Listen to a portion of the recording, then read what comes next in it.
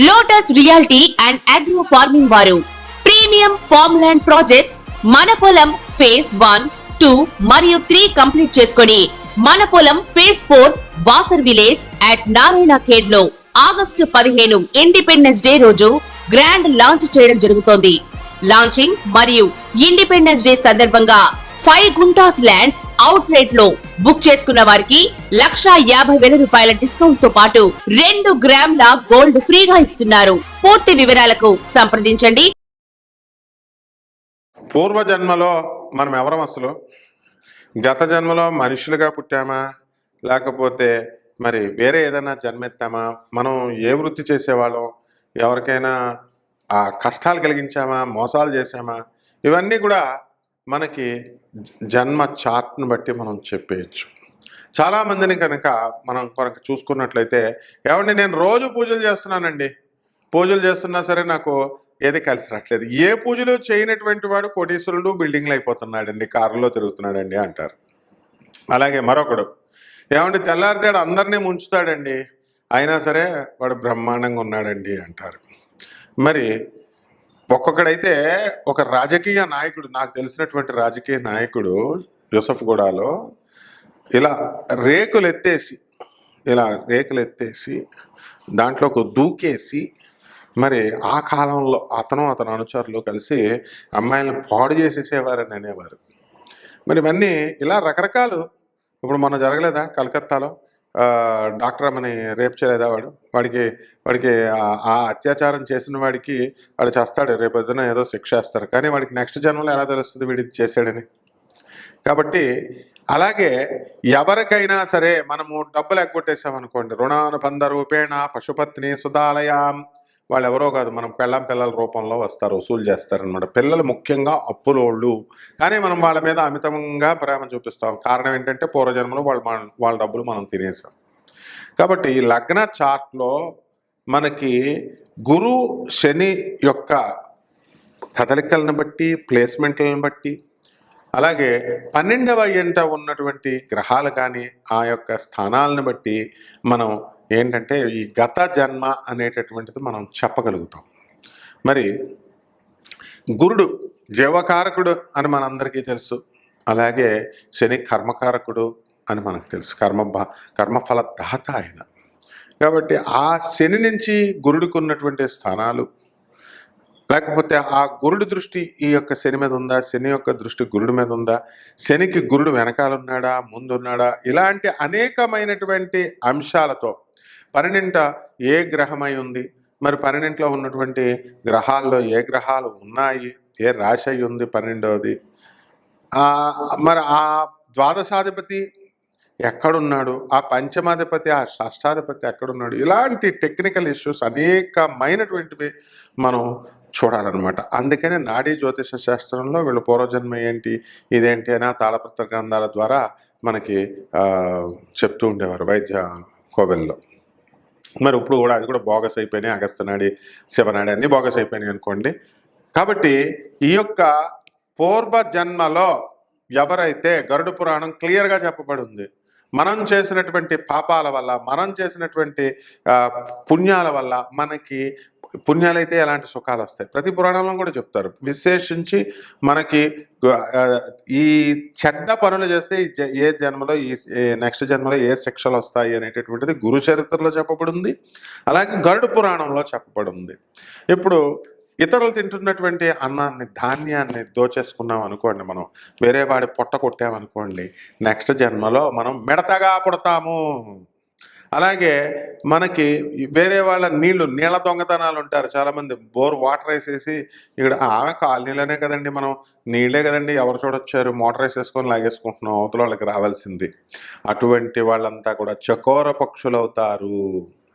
అలాగే ఇతరుల్ని డబ్బును మోసం చేసేస్తున్నాం, వాడిని అమాయకుడు కదండి, అంటే నువ్వు కాదు మోసం చేయడం, మోసకాపింపబడినటువంటి వాడు బాగుంటాడు, నువ్వు మోసం చేసినటువంటి వాడు నువ్వే మళ్ళీ కర్మను అనుభవించాలి నెక్స్ట్ జన్మలో. కాబట్టి మోసం చేసినటువంటి వాడు ఏం చేస్తాడు, సేవకుడుగా లేకపోతే నీ బిడ్డగా రుణానుబంధ రూపేణ పశుపత్ని సుతాలయం నీ భార్యలాగా వచ్చి నీకు కంపల్సరీ నీ దగ్గర నుంచి అనా పైసలతో మొత్తం వసూలు చేస్తాడు. ఇందులో ఏ మాత్రం సంశయం లేదు. ఇప్పుడు విద్యాదానం చేయాలా? నువ్వు విద్య వచ్చినటువంటి చాలామంది ఆధ్యాత్మిక ప్రవచనకారులు అవనియండి, ఈ జ్యోతిష మేము చెప్పుకుంటున్నామండి, ఆ గురువులుగా ఉన్నటువంటి వాళ్ళు, గురుస్థానాల్లో ఉన్నటువంటి వాళ్ళు ఎవరైతే మేము సిద్ధ గురువులం, తర్వాత ఈ యొక్క జగద్గురువులం, సద్గురువులం అని చెప్పుకునేటటువంటి వాళ్ళు, వీళ్ళంతా కూడా బ్రహ్మరాక్షస జన్మ అనుభవించాలి. ఎందుకంటే వీళ్ళు ఎవరికివే మీరు చెప్పింది, ఎవరికి చెప్పారు మీరు? విద్య ఎక్కడ? యువర్ టీచర్ చెప్తాడు స్టూడెంట్స్కి. అంతేగాని ఏవో సొల్లు చెప్పేసి, ప్రవచనాల కింద సొల్లు చెప్పేసి నేను జీవితాలను బాగు చేసేస్తున్నాను, ఏదో వాడు వీక్ మైండెడ్ కాబట్టి వాడు వచ్చి అడుగుతాడు, గురువుగారు నాకు బాగాలేదండి ఇదండి అని అడిగితే మీరు ఎలా చెప్పాలా? ఏదో ఒకడు ఇలా అంటాడు, ఏదో ఆశ్రయిస్తే ఏదో జీవితాల్లో మనకి వాడి గవర్నమెంట్ జాబులు ఇస్తున్నట్టు. ఏమిటది? అంటే ఇలాంటి వాళ్ళంతా కూడా సరైనటువంటి యథార్థమైనటువంటి జ్ఞానాన్ని ఇవ్వకుండా యోని పూజలని, వామాచార పూజలని, కౌలాచార పూజలని, ఇలాగ రకరకాల పూజలు. ఇంకొకడు ఉంటాడు, వాడేం చేస్తాడంటే కట్లు వేస్తున్నాను, చేసినటువంటి మంత్రాలు శివుడు మంత్రాలు చాలా స్వల్పమైన, ఓం నమ శివాయ, ఓం నమో నారాయణాయ, ఇలాంటి మంత్రాలన్నీ పనిచే సింపుల్ అంటూ వాడికి. అర్జునుడు సాక్షాత్తు ఈ యొక్క తపస్సు చేసి ఓం నమ శివాయ అనే సింపుల్ మంత్రంతో పాశుపతాస్త్రాన్ని సంపాదిస్తే అది వీడికి సింపుల్ మంత్రం అంటాడు. మరి ఏముండాలిరా అంటే ఓం హ్రాం హ్రీం హ్రూం అని చెప్పి ఏదో ఒక దేవత పేరు చెప్తాడు, వారాహి అనో ప్రత్యంగరనో. ఇలాగా ఈ జనాలు కూడా షార్ట్ కట్ గాళ్ళు కావాలన్నమాట. వీళ్ళకి షార్ట్ కట్ మెథడ్లలో తొందరగా పనులు అయిపోవాలి. ఇలా షార్ట్ కట్ మెథడ్స్ని ఎంకరేజ్ చేసేవాళ్ళు, అవైదిక పద్ధతుల్ని, తర్వాత ఈ యొక్క అశాస్త్రీయమైనటువంటి పద్ధతుల్ని ఎంకరేజ్ చేసేటటువంటి వాళ్ళంతా కూడా బ్రహ్మరాక్షస జన్మలు ఎత్తుతారు. రౌరవాది నరకాలకు వెళ్ళిపోవడం అనేటటువంటిది క్లియర్గా జరుగుతాయి. మరి కొంతమంది మరి మానభంగాలే చేయక్కర్లేదు. పూర్వజన్మ చెడ్డ పనులు అంటే మానభంగాలు చేసేయడం, హత్యలే చేసేయడం అన్నట్టే మన మైండ్ వెళ్తుంది. పాపం అంటే ఏం చెప్తాం మనం? పాపం అంటే దొంగతనం అని చెప్తాం, లేదా వ్యభిచారం అని చెప్తాం. ఎక్కువగా ముఖ్యంగా పాపం అని అనగానే మటర్లు చేయడం, బ్రాహ్మణ హత్య, ఇలాంటివి చెప్తాం. ఇప్పుడు నీ తల్లికి నువ్వు తిండి పెట్టకుండా ఉండడం, అది కూడా హత్యే నాయన. నీ తండ్రిని ఓల్డేజ్ హోమ్లో చేసేయడం, నువ్వు బాగా సఫిషియెంట్ డబ్బుండి, అది కూడా నీకు హత్యే నాయన. అలాగే నీ పెళ్ళానికి భయపడి తల్లిదండ్రులని ఎక్కడో హాస్టల్లో వేసేయడం, చెల్లుళ్ళ దగ్గర పెట్టడం, ఇవన్నీ కూడా పరమ మహాపాపాలు, పంచ మహాపాపకాలు. సురాపానం ఇవన్నీ చేస్తున్నాం. ఈరోజు బాగుందండి పార్టీ, డ్రింక్ బాగుందని అంటున్నాం. నెక్స్ట్ జన్మలో దాని పర్యవసానం మనం అనుభవించాల్సిందే. మందు తాగే ప్రతి ఒక్కడు, సిగరెట్ తాగే ప్రతి ఒక్కడు, ధూమపానము, ఇవన్నీ కూడా ఎవరైతే స్త్రీలని, పరస్త్రీలని ఎవడైతే పొందుతాడో అటువంటి వాడు గాడిదల్లాగా పుడతాడు. ఎవడైతే దేవుడు సొమ్ములు తినేస్తాడో వాడు కుక్కల్లాగా పుడతాడు. అందువల్లనే కుక్కల్లో ఏమవుతుంది, ఇలా దులుపుకుంటాయి. ఇప్పుడు దేవుడు సొమ్ము తినేస్తున్నామండి, చక్కగా అమ్మవారు బియ్యం ఎత్తుకుపోతున్నాం, నెయ్యి ఎత్తుకుపోతున్నాం, చీరలు దొబ్బేస్తున్నాం, బాగానే ఉంటుంది. ఇప్పుడు ప్రజెంట్ ఏం పర్వాలేదు. నెక్స్ట్ జన్మలో కుక్కలు అయిపోతారన్నమాట. కాబట్టి ఇవన్నీ కూడా గరుడ పురాణంలో క్లియర్గా చెప్పబడున్నాయి. సమస్త పురాణాల్లో ఏ అధ్యాయంలో ఏ లైన్లో ఉన్నాయో ఆ పుస్తకాలు చదవాల్సినటువంటి అవసరం మీకున్న ఏ శ్లోకాల్లో, అవేమి లేకుండా కేవలం నేను చదివేశానండి రామాయణం మహాభారతం చదివేశానంటే కుదరదు అవన్నీ కూడా. కాబట్టి ఈ యొక్క ఉన్నది లేనట్టుగా, లేనిది ఉన్నట్టుగా చెప్పేటటువంటి ప్రవచనకారులు తమ సొంత ఇంటర్ప్రిటేషన్స్తో, అదే మహాపాపం. అంటే దేవుడు చెప్పంది చేయడం, చెప్పింది చేయకపోవడం కూడా మహాపాపమే. ఒక బైబిల్ అయినా, ఒక గ్రంథమైనా, ఒక పురాణమైనా, ఏదైనా సరే దేవుడు ఏదైతే మనకు చెప్పాడో దాన్ని మనం పాటించాలి. మన సొంత కవిత్వాలతో చేస్తే అది మహాపాపం అది.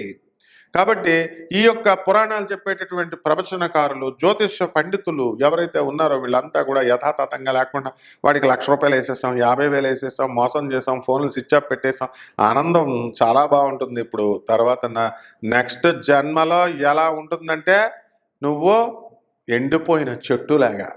చెట్టు ఉందండి, గురు చరిత్రలో క్లియర్గా చెప్పబడి ఉంది. ఒక చెట్టు ఉంది, దాని మీద పక్షులు వాలట్లా, కొంగలు, చెరువులు ఉన్నాయి, ఆ చెరువుల్లో ఏ కొంగ కూడా వాడట్లా. ఏమిటండి అని నృసింహ సరస్వతి స్వాముల వారిని అడిగితే వాడు విద్యావంతుడై ఉండి వాడు అక్రమ పద్ధతుల్లో సంపాదించాడు, ప్రజలకు కావాల్సినటువంటి న్యాయం చెప్పలేదు, వాడు విద్య ఉండి కూడా ఎవరికి ఉపదేశించలేదు, వాడు స్వార్థపరుడు. ఇటువంటి వాళ్ళంతా కూడా గ్యారంటీగా ఇలాగ అయిపోతారన్నమాట.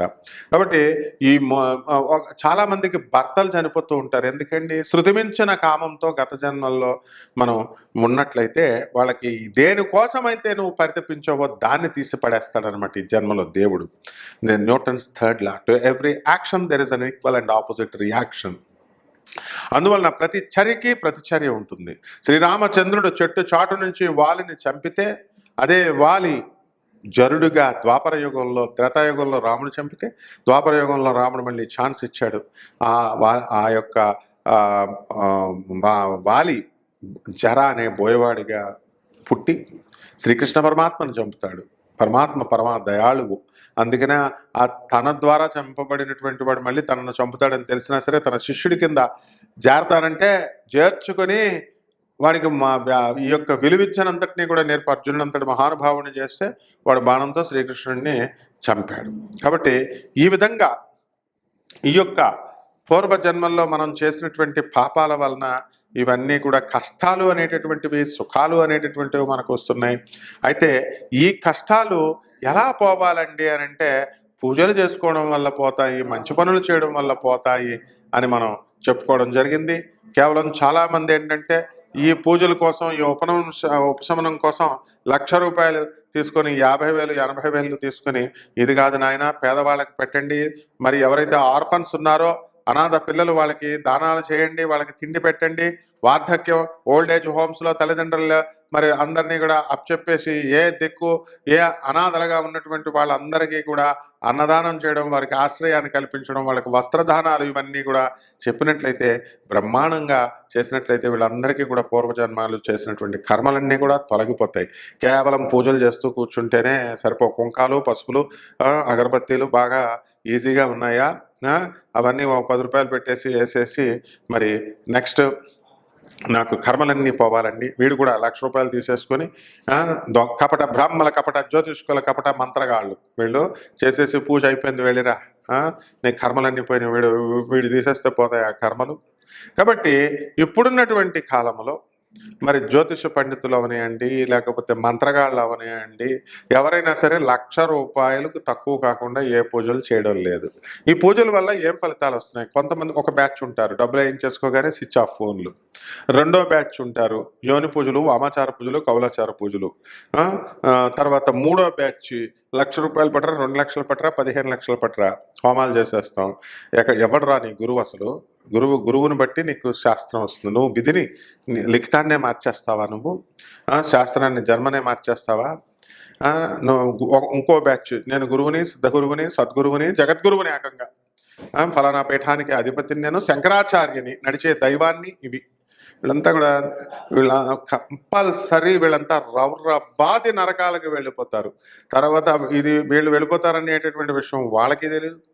ఆ తర్వాత వెళ్ళిన తర్వాత ఇప్పుడు మనం ఈ జన్మలో ఉన్నటువంటి దేవుడు సొమ్ము తిని, ఇప్పుడు కుక్కలు కనబడుతున్నాయి మనకి, అవన్నీ కూడా దేవుడు సొమ్ము తినేస్తున్నాయి. అందుకే ఇలా దులుపుకుంటాయి.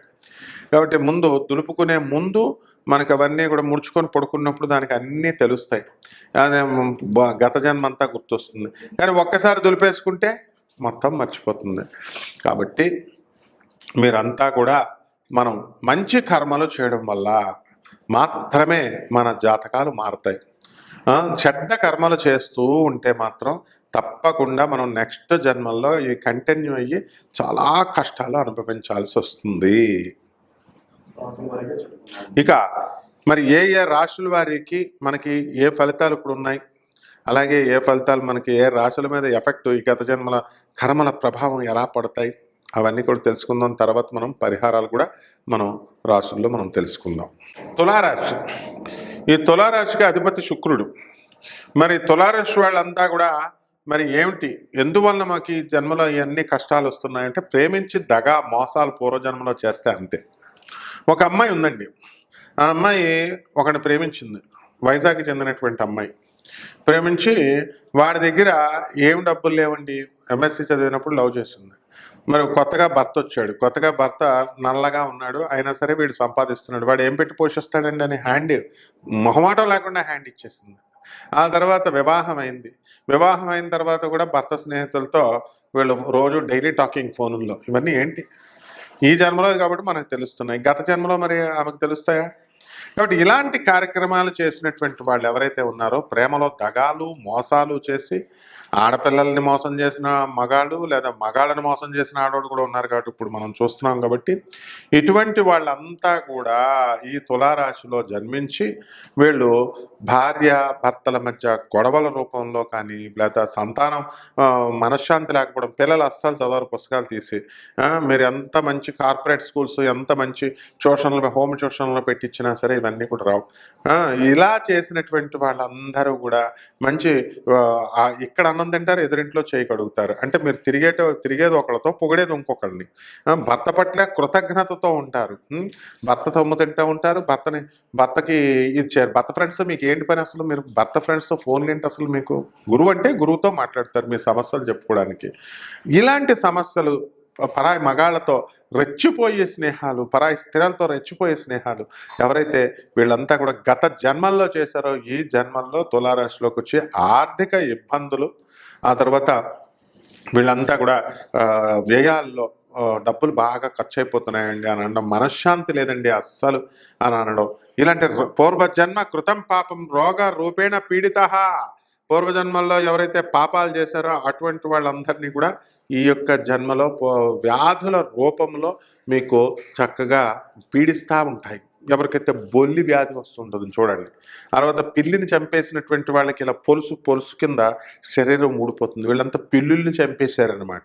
అంటే పిల్లులను కోసేసుకొని తినేసేటటువంటి వాళ్ళు కూడా ఉన్నారు. నా పిల్లుల్నే 3 పిల్లుల్ని ఎత్తుకుపోయారు. కాబట్టి పిల్లులు తింటారండి అని కొత్తగా అడగక్కర్లేదమ్మా. పిల్లులు తింటారు, కుక్కలను కూడా కోసుకొని తినేస్తున్నారు. ఇటువంటి ఈ యొక్క పిల్లుల్ని కుక్కల్ని ఎవరైతే కోసుకొని తినేస్తారో ఇటువంటి వాళ్ళందరూ కూడా ఈ యొక్క తులారాశిలో చాలా కష్టాలు అనుభవించేటటువంటి వాళ్ళుగా వీళ్ళు పుడతారనమాట. పుట్టి వీళ్ళకి ఆర్థిక ఇబ్బందులు, ఉద్యోగాలు సరైనవి లేకపోవడము, తర్వాత డబ్బులు ఖర్చు అయిపోవడము, ఇలాంటివన్నీ కూడా జరుగుతాయి. మరి దేనికండి? దీనికి పరిహార మార్గం ఏమిటండి అని అంటే శుక్ర జపం చేసుకోవాలా, శుక్ర స్తోత్రాలు చదువుకోవాలా, శుక్రుడికి కిలోం పావు బొబ్బర్లని, తర్వాత తెలుపు రంగు వస్త్రాన్ని ఇచ్చి పెద బ్రాహ్మణికి శుక్రవారం నాడు ఉదయం 6 గంటలకి దానం చేయాలా. అలాగే మహాలక్ష్మి దశమహావిద్యల్లో ఒకటైనటువంటి కమలాత్మిక అమ్మవారిని మీ ఇళ్లలో హోమాలు చేసుకోవాలి. ఇలా చేసుకుంటే సరిపోతుందా అండి? ఏమండి నేను చాలా హోమాలు చేశానండి, చాలా పూజలు చేశానండి, ఎందుకండి నాకు ఫలితం రావట్లేదండి అని అంటే ఇందుకే రావన్నమాట. ఎందుకని? నీలో పరివర్తన రావడం లేదు.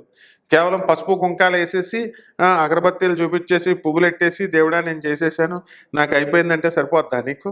పాపాలన్నీ తొలగిచ్చేస్తాడు చెప్పాడా నీకు దేవుడు? ఎక్కడైనా బాండ్ పేపర్ మీద రాసిచ్చాడా? లేకపోతే ఈ చెప్పిన పంతుళ్ళు ఎవరైతే ఉన్నారో వాళ్ళు వచ్చి వాళ్ళ పాపాలు చేస్తారా? నీకు సర్టిఫికేట్ పాపాలన్నీ తీసేసినట్టు సర్టిఫికేట్ ఇస్తారా? మరి ఇప్పుడు ఉన్నారు చాలామంది రుద్రాక్ష పూసలకి ఉంగరాలకి జమ్ స్టోన్స్కి మేమే సర్టిఫికేట్ ఇచ్చేస్తున్నామండి అని వీళ్ళు సర్టిఫై చేసేస్తారట రాళ్ళ గురించి, రుద్రాక్షల గురించి, వీటి గురించి. మరి ఇవన్నీ కూడా ఇలా నిజమైనటువంటి పరివర్తన రాకపోతే వీళ్ళ బతుకులు ఇంతే. ఇంకా కాబట్టి వీళ్ళంతా కూడా ఏం చేయాలండి అని అంటే మీకు చక్కగా పరివర్తన రావాలా, మంచి పెద్దలను గౌరవించాలా, వీళ్ళంతా కూడా మంచిగా పేదవారికి సేవ చేసుకోవాలా, తల్లిదండ్రులకి తిండి పెట్టాలా, ముఖ్యంగా అందరినీ కూడా మంచిగా చూసుకున్నట్లయితే చక్కగా ఈ రాశి వారికి జీవితాంతం బ్రహ్మాండంగా ఉంటుంది. నెక్స్ట్ జన్మలో మంచి ఉత్తమ జన్మ